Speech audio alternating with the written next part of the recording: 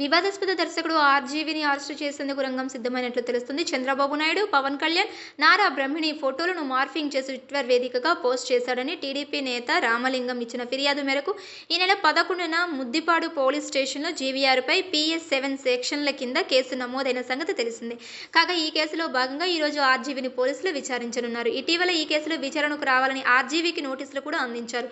తొలుత ఈ కేసుతో కీలక అంశాలపై విచారణకు నవంబర్ 11న రావాలని ఒంగోలు రూరల్ పోలీసులు నోటీసులు ఇచ్చారు. ఈ క్రమంలో ఆర్జీవీ విచారణకు డుమ్మా కొట్టారు. ముందస్తు షెడ్యూల్ కారణంగా రాలేనని సీఐకి వాట్సాప్ ద్వారా తన తరపున అడ్వకేట్ ద్వారా తెలియజేశారు. తనకు వారం రోజుల సమయం కావాలని కోరారు. అయితే ఆర్జీవీ విన్నపం మేరకు పోలీసులు ఈ నెల 25న అంటే ఈ రోజు విచారణకు రావాలని నోటీసులు ఇచ్చారు. మరి ఆర్జీవీ విచారణకు హాజరవుతారా లేదా అనేది వేచి చూడాలి.